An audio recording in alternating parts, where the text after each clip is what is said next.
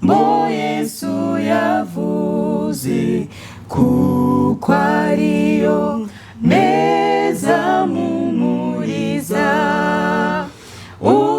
umeribira kuko ariyinezeza nyuborwe nayo mu nzira ntoya amategeko yawe niyo meza. Yesu ashimwe. Kongeye kubasuhuza dushimira Imana yuko twese ikomeje kuturinda, izina ry'Imana rihabwa icyubahiro. Mbere yuko dutangira rero kabanza arabwira abavandimwe bongere bivuga, ari igihe haba haje umuntu utabazi, harimo n'undi muntu mushya, ubwo nyine katabwira bivuge noneho dukomeza. Yesu ashimwe. Amazina yanjye yanyita Joseline Mbabazi. Sashimwe. Sayimbaza. Nitwa Niyonzima. Mani duhana umugisha. Amen. Amazina ni Sima Byiringiro. Mani ikomeze kudufasha twese hamwe mu izina rya Yesu. Amen. Nanjye rero ni Adeline. Mbere yuko dutangira katumanze nyine twashimira abantu dukomeje kubana. Ikindi tuvuga kano gato, hari abantu bagiye bambwira ngo byaba byiza tugiye dusoma amasomo, ariko nyine dusomye amasomo byatinda bikaba byatuma nyine tudashobora kwiga neza. Rero niyo mpamvu tuyavuga kugira ngo umuntu uri hafi nyine ashake ibira, cyangwa se niba bidashobotse uyandike uze kuyasoma kugira twese dufashanye kandi twige nyine biruseho. Rero kadutangize indirimbo ya 54 ivuga ngo hari icyo nkwaka. Hariho icyo nkwaka mwami, nubwo mpora ngucumuraho,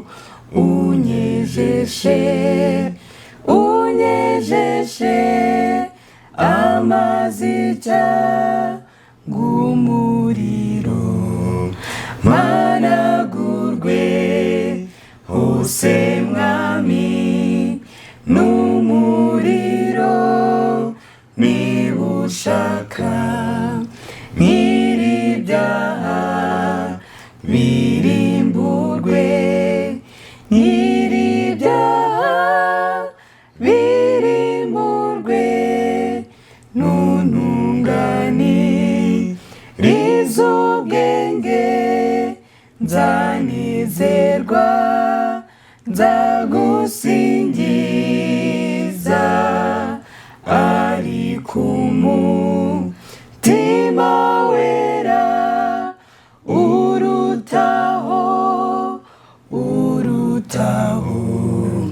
managurwe hose mwami n'umuriro, niba ushaka nyir'ibyaha birimburwe, nyir'ibyaha birimburwe, nineze umutima wanjye, niho nzunguka ubwenge bwose, mbubwirijwe nawe mwami, bwo mw'ijuru,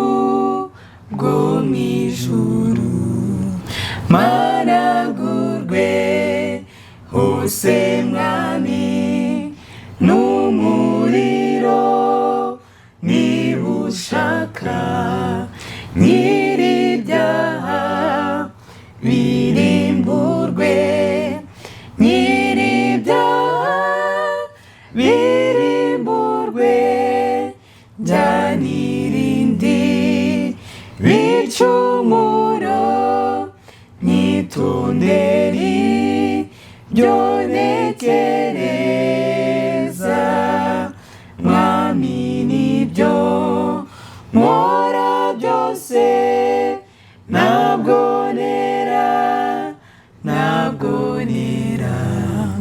managurwe hose mwami n'umuriro niba ushaka nyir'ibyaha birimburwe nyir'ibyaha birimburwe.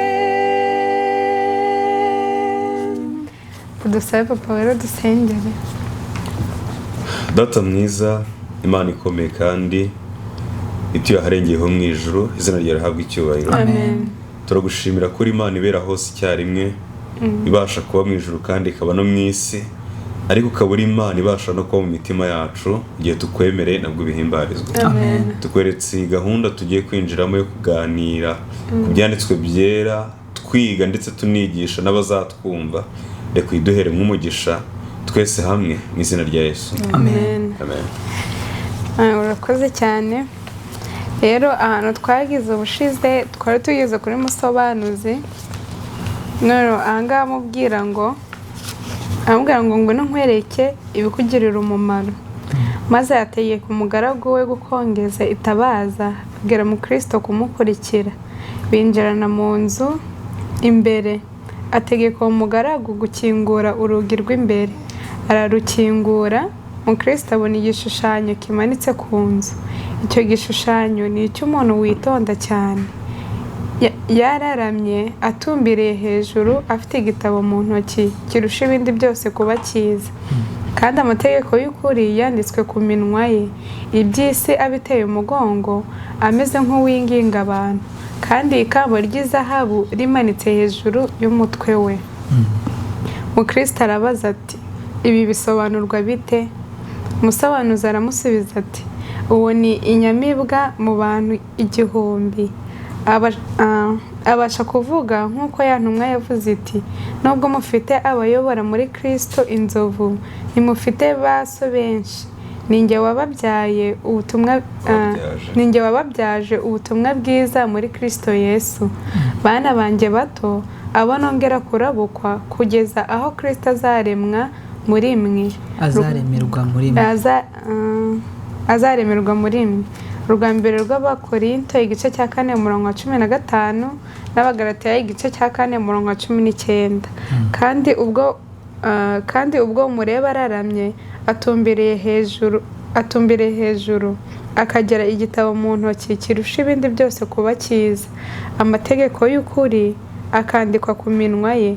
Ni ukugira ngo bikwereke yuko umurimo we ari ukumenya ibihishwe no kubishurira abanyabyaha.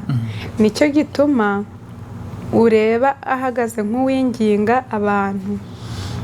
Kandi ubwo ureba ateye umugongo iby'isi, ikamba rikaba rimanitse hejuru y'umutwe we, ni ukugira ngo bikwereke ko agayiye ibya none urukundo akunda umurimo wo gukorera shebuja, bituma atazabura kugororerwa icyubahiro n'ubwiza mu gihe kizaza. Kandi igitumye igishushanyo ari cyo mbanza kukwereka, ni uko uwo muntu ari we wenyine wategetswe n'umwami nyir'igihugu ujyamo ngo akuyobore. Nugera mu binaniranye byo mu nzira, nicyo gituma ukwiriye kwita cyane ku cyo nkweretse no kujya ukibuka cyane, kugira ngo utazakurikira abirarira ko babasha kuyobora neza, ko babasha kukuyobora neza, ariko inzira yabo ijya mu irimbukiro. Maze afata Mukristo mu ntoki, amwinjiza mu nzu nini yuzuye umukungugu mwinshi cyane, kuko iteka batayikuburaga na hato. Nuko banza tukareba hano kuko iki ni ikindi gice yari yinjiyemo. Kuri iki gice nari nakomeza, hari isomo riboneka mu migani.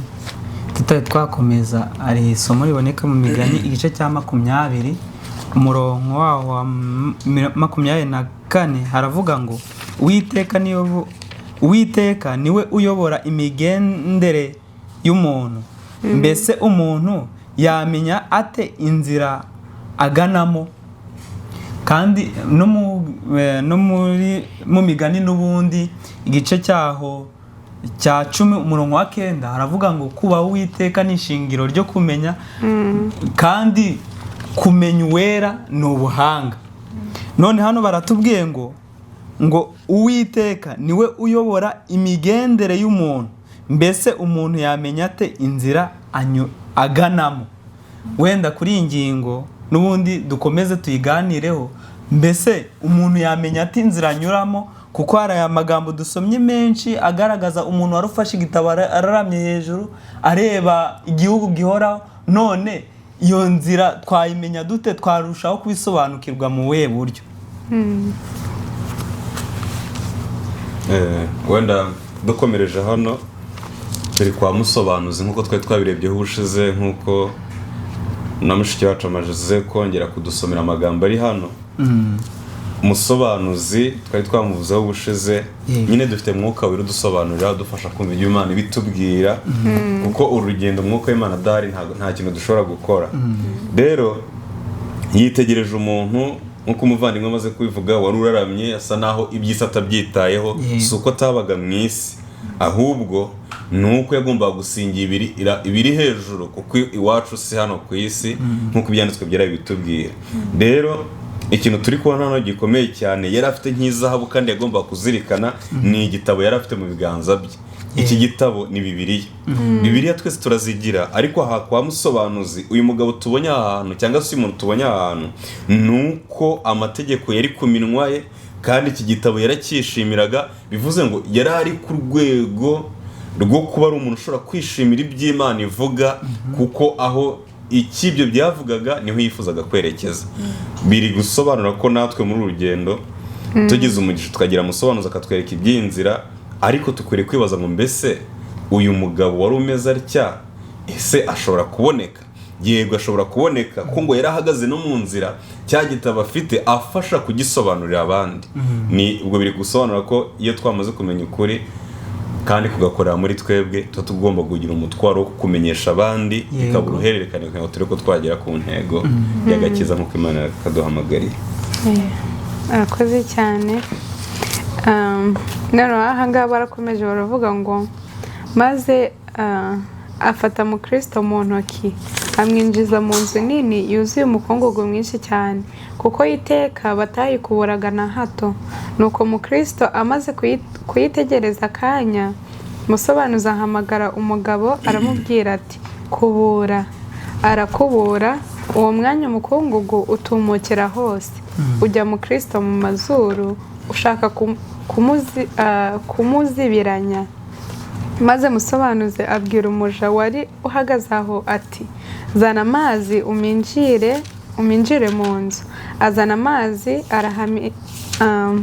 arahaminjagira, maze bakubura iyo nzu bayiboneza bitabababaje.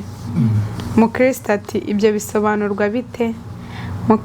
Musobanuzi ati iyo nzu ni umutima w'umuntu wese watunganijwe n'ubuntu bwiza buvugwa mu butumwa. Uwo mukungugu ni ibyaha yavukanye n'ibyo yononesheje umutima we byamwanduje wese. Uwabanje gukubura ni amategeko ya Mose. Uwazanye amazi akayaminjagiramo ni ubutumwa bwiza. Wabonye yuko uwa mbere atangiye gukubura, umukungugu ugatumukira hose, ukamubuza kuboneza inzu, ahubwo agashaka kukuzibiranya. Ibyo ni ukugira ngo bikwereke yuko amategeko ya Mose atabasha gukura ibyaha mu mutima, nubwo abihishura akabibuza, ahubwo arabihembura. Abaroma igice cya 7 umurongo wa 9 akabiha imbaraga. Urugambiro rw'Abakorinto igice cya 15 umurongo wa 36 akabigwiza mu mutima w'umuntu. Abaroma igice cya 5 umurongo wa 20 kuko atamushoboza kubinesha. Kandi wabonye umuja aminjagira amazi mu nzu, bituma bayiboneza bitabababaje. Ibyo ni ukugira ngo bikwereke yuko ubutumwa bwiza iyo bwinjiranye n'ubuntu bw'Imana mu mutima w'umuntu, ibyaha bineshwa bigatsindwa. Nk'uko wabonye uwo muja aminjagira amazi mu nzu, umukungugu ntutumuke kandi umutima wozwa no kwizera ubutumwa ukaba ukwiriye guturwamo n'umwami w'icyubahiro. Yohana igice cya 25:3 n'ibyakozwe n'intumwa igice cya 25:9 na Yohana igice cya 24:23. kandi ahangaha mbere yuko dukomeza tumaze twagira ikintu tuvuga gatoya. Yesu ashimwe. Yesu imbaza. Icyo navuga kuri uyu mukungugu, mbere ndasoma isomo riboneka muri Zaburi. Muri Zaburi y'119 hari amagambo ahari avuga ku mukungugu womatanye n'umutima, kandi twabonye ko iyo nzu ari umutima w'umuntu, kandi uwo mukungugu ukaba ari ibyaha biri muri uwo bivanze n'uwo mutima, biri kumwe n'uwo mutima w'umuntu. None hano muri Zaburi ya 19 umurongo wawo wa 37 hari amagambo avuga ngo, yego umurongo wawo wa 25 haravuga ngo umutima wanjye womatanye n'umukungugu, unzure nk'uko ijambo ryawe ryansezeranije. Umutima wanjye womatanye n'iki? N'umukungugu. Kandi igihe iri jambo ry'Imana ritaragera mu mutima w'umuntu, n'ubundi umutima ukomeza komatana n'iki? N'umukungugu, kuko ijambo ry'Imana ni amazi y'ubugingo aminjagirwa mu mitima yacu, maze agahembura ahari amapfa, ahari umukungugu, ahari mu butayu, maze bwa butayu bukabona kubonekamo amazi. Bavandimwe rero, uyu mutima womatanye n'umukungugu nta kindi gishobora kuwukuramo nk'uko tubibonye, keretse amazi y'ubugingo Yesu atanga, nk'uko Imana yahaye wa Musamariya. Umutima wacu womatanye n'umukungugu, niyo mpamvu Dawidi yavuze ngo unzure nk'uko ijambo ryawe ryansezeranije. Okay. Tukiri ahangaha twagiye tugaruka ku ngingo yitwa amategeko. Buriya turaza kwitegereza ibice bibiri biri hano kuri iyi si, kandi ndaza kuvuga ku bice biboneka mu madini atandukanye. Ni ukuvuga ngo dufite igice ku isi cyumva yuko amategeko atakiri ngombwa ko agomba gukurikizwa, tukagira n'ikindi gice, icyo gice kikaba kivuga yuko agakiza twakijwe n'umuntu kubwo kwizera ibyo bihagije, Yesu yarapfuye birarangira. Tukagira ikindi gice kivuga ngo rero amategeko twebwe ahubwo niyo twemera, ahubwo nta na rimwe rikwiriye kugenza gute kuvamo. Nyamara abo bantu bose hari ikintu kimwe birengagiza: ushaka agakiza ntashaka amategeko, ushaka amategeko nawe agakiza asa n'ukarebera hirya, asa naho mbese amategeko ari ikintu kidasanzwe agomba gukora. Ariko nk'uko tubibonye, uwishingiza ku mategeko n'ubundi icyo agaragaza ni ibyaha, kandi iyo ibyaha bimaze kugaragara biciraho umuntu iteka. Undi nawe rero wishingikiriza ku buntu, ntago naramuka agendeye mu buntu, ariko ubuntu ntibumutere kumvira amategeko, ubwo buntu nabwo ntago buba bwuzuye, amaherezo ni ukurimbuka. Abantu bombi rero ikintu basabwa ni iki? Ni uguhuza ibintu byombi, tukamenya yuko ibyaha bihishura, amategeko ahishura ibyaha mu mutima w'umuntu, ariko noneho agakiza kakaza kaje gukuraho iteka umuntu yagomba gucirwaho n'iki? N'amategeko. Iki igitabo cy'Abaroma igice cya 8 ku murongo wa 7 haranditswe ngo kuko umutima wa kamere ari umwanzi w'Imana, kuko utumvira amategeko y'Imana ndetse ntushobora no kuyumvira. Noneho umurongo wa 8 avuga ngo erega burya bari mu butware bwa kamere ntibashobora kunezeza Imana. Umuntu ashobora gukunda amategeko ariko afite umutima wa kamere. Yego.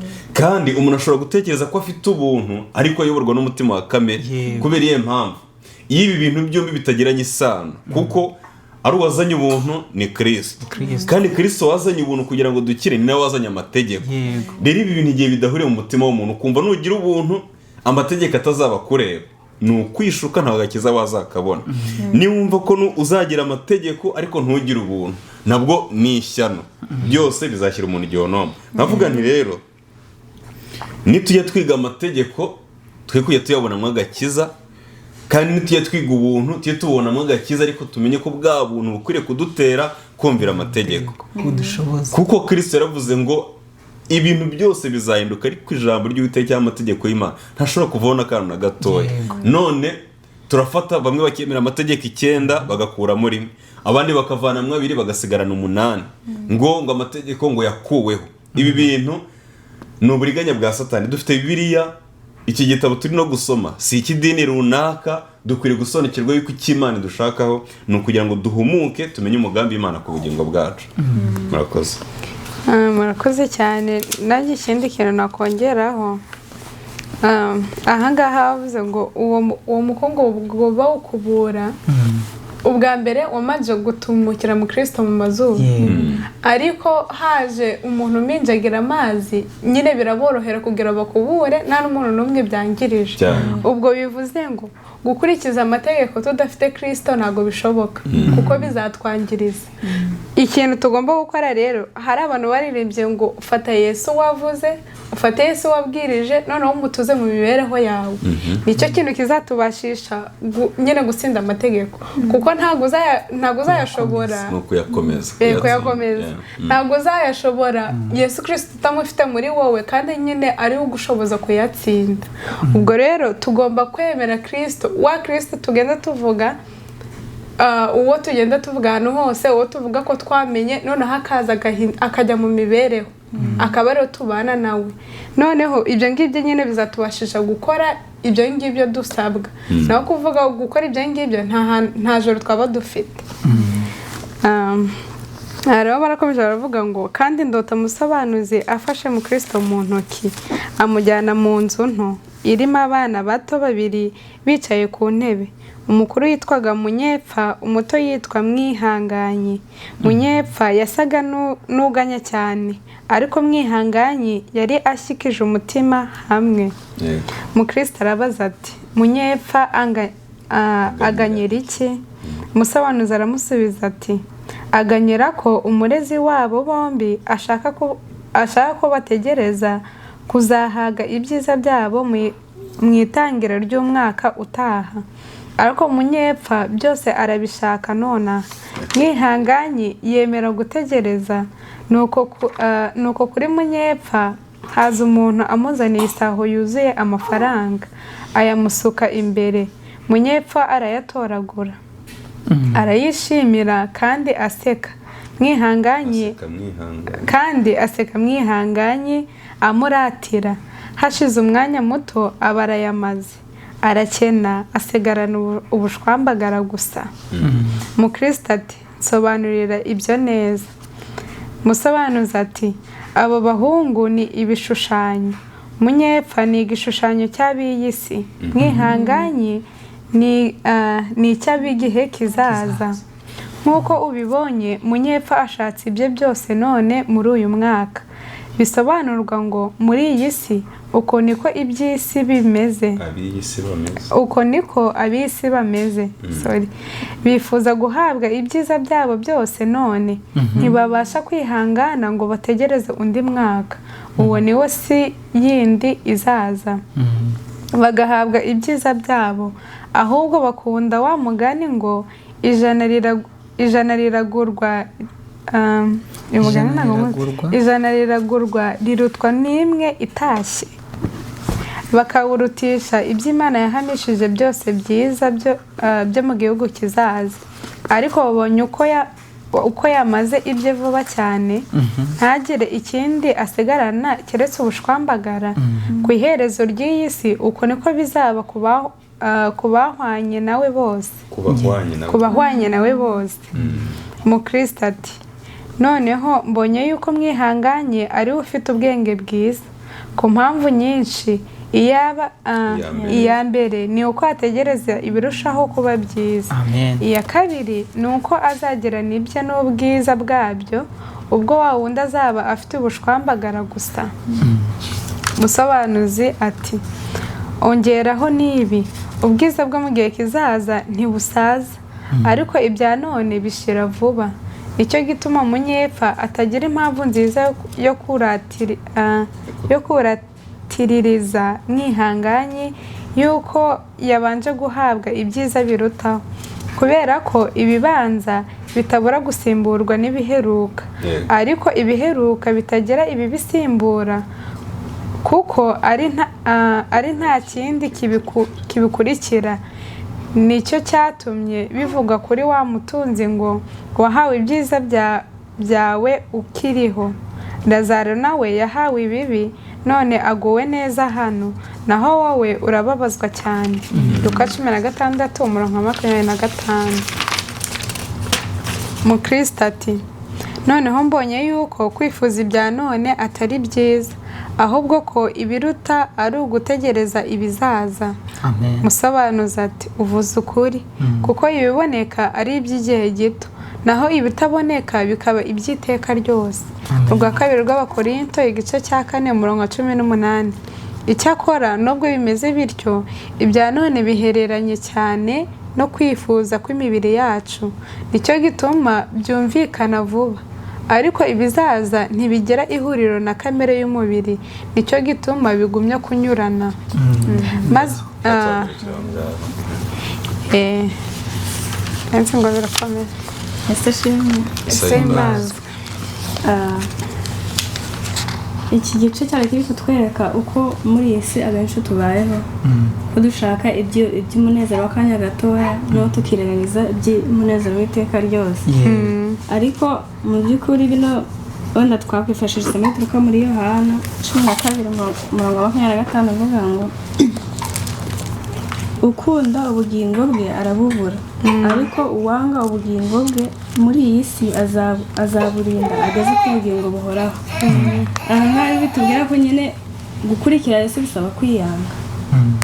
Kwiyanga ni ukwima kamere icyo yifuza. Mu by'ukuri imibiri yacu nitutayanga ngo dukurikire Yesu ntabwo bizigera bihura, kuko icyo kamere yarikira ni iby'isi gusa, kandi nibyo Yesu ashaka twima. Rero kugira ngo dukurikire Yesu nuko tuziyanga, tugikorera umusaraba tukamukurikira, kandi nuko tugomba kwita ku munezero w'iteka ryose. Nk'uko hano bivuga, umwe yitaye ku by'umunezero w'akanya gato kandi ubu byahise binashira, ariko wandi wategereje wihanganye azagira umunezero w'iteka ryose. Imana ishimwe cyane. Amen. Barakoze cyane. Ikindi kintu kiri hano ni uko nyine ubundi hari ibintu twitaho tutanakagombye kwitaho. Kuvuga ngo turita ku mubiri, ubundi urebye neza ntabwo turi umuntu w'inyuma, turi umuntu w'imbere. Ikintu cya mbere twakwiye kwitaho ni ukugaburira umubiri nyine twebwe b'imbere, naho inyuma byo ni ibintu bishira, kuko ejo bundi nyine ushobora kubona ibintu wirukiye ukabibura, cyangwa se ukavuga ati uyu mubiri w'inyuma narawuhagije, ariko ejo bundi ugasangana no gukibuka. So ikintu cya mbere tugomba gukora ni ukwita kuri twebwe b'imbere, tukabagaburira. Twavuga nyine ibiryo by'umubiri w'imbere ni ijambo ry'Imana. Tugomba guhora iteka dusenga, tugasoma ibyanditswe byera, naho kuvuga ngo turahirimbanira iby'iyi si, byo ni ibintu bizashiraho. Kandi ikindi tugomba kwibuka yuko tutari abantu bo muri uyu mubiri, turi abantu bo mu mwuka, kuko n'Imana nigaruka ni wa muntu izabije kureba, ntabwo izabije kureba umubiri, ahubwo ni wa muntu uri imbere. Rero niwo twakagombye kwitaho, aho kugira ngo duhirimbanire iby'iyi si kugira tunezerwe twebwe abangaba b'inyuma, ahubwo tugakora ibintu bishobora gutuma tuzabona ubundi bugingo buhora. Tukareba ibyo ngibyo bitaboneka byiza, akaba ari byo twitaho kurusha uko twakwita kuri ibi ngibi by'inyuma. Hano hari amagambo aboneka muri Yakobo avuga ku wihangana. Habaho ba munyepfa bashaka iby'iki gihe kiri muri iki gihe, ariko hari n'uwihangana. Imana yaravuze ati hahirwa uwihangana akageza imperuka.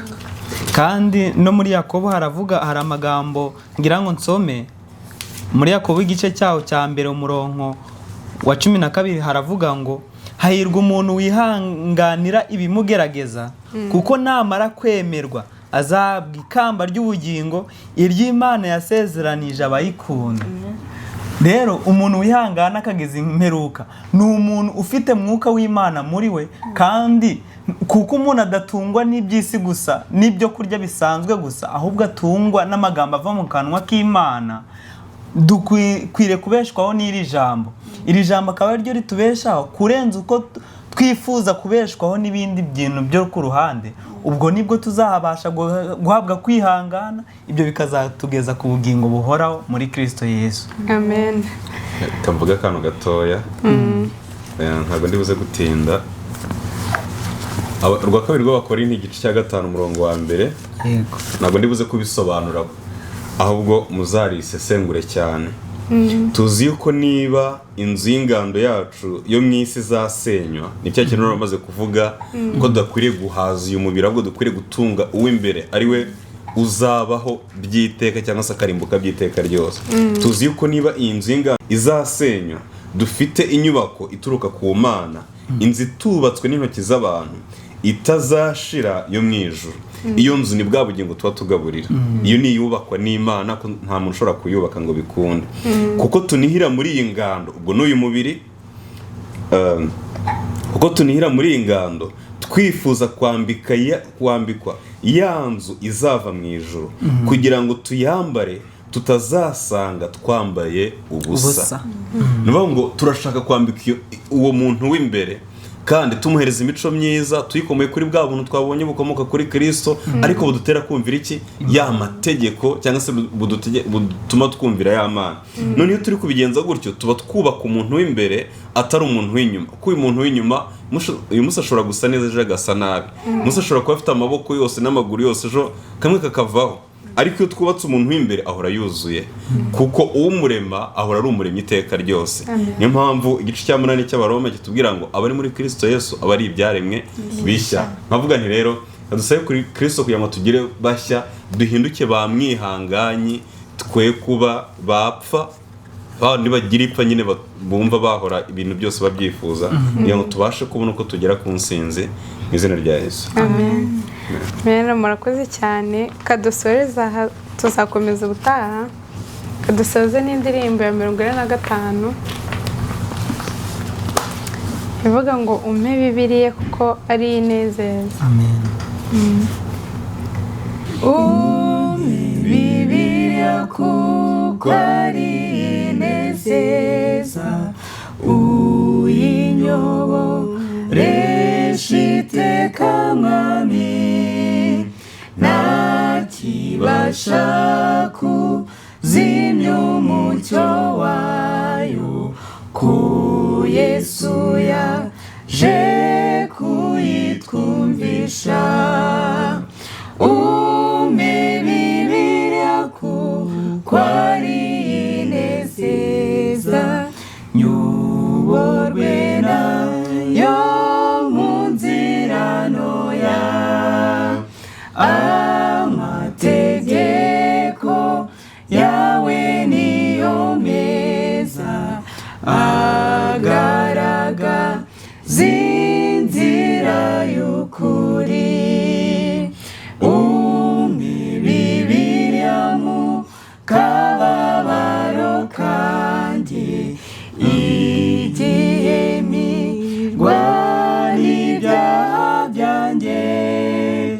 Umpe n'amagambo Yesu yavuze, kuko ariyo meza mumuriza. Umpe Bibiliya kuko ari inezeza, nyuborwe nayo mu nzira ntoya, amategeko yawe niyo meza, agaragaza inzira y'ukuri.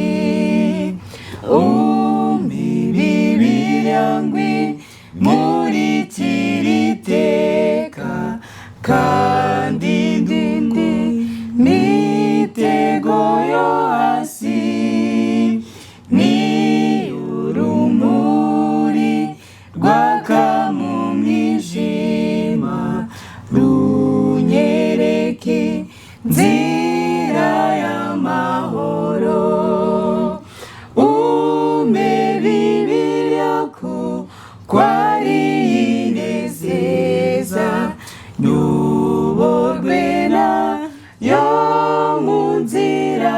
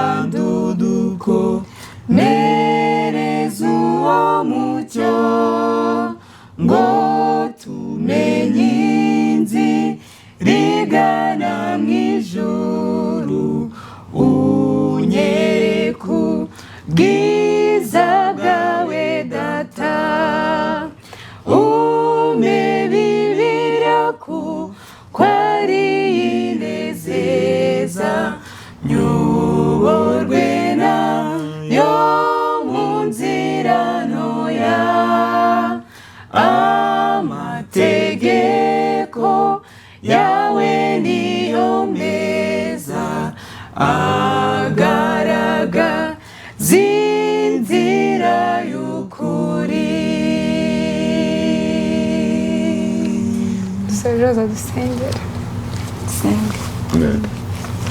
Data twese uri mu ijuru twongera kugushima, tugushimiye ubuntu bwawe, tugirira ubuhimbarize. Amen. Kandi tugushimiye akanya twongereye, turinde kugapfusha ubusa, ahubwo turimo kuzuzanya nawe, kugira ngo nawe twava mu mubiri tuzazukire ubugingo buhoraho. Amen. Kandi tukuretse amagambo tumaze kwiga, turakwinginze ngo ari twe tumaze kuyavuga ndetse n'abari buze kureba iki kiganiro, abari guhindura imitima yacu, maze tweze kugira ngo uzabugarutse aho guhunga tuzagusanganire twishimye. Amen. Mwami turakwinginze ngo uzubane natwe, turagusabye ngo warize imbaraga yawe, komeza ubane natwe, urugendo twatangiye kwigisha, uduhe imbaraga, mwami ibyo tujya twigisha bibiri byo guhindura n'abandi bazajya babireba, kugira ngo mwami ubwo uzabugarutse tuzaduhereze ikamba ry'ubugingo. Amen.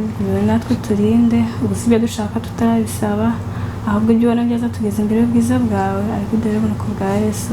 Amen.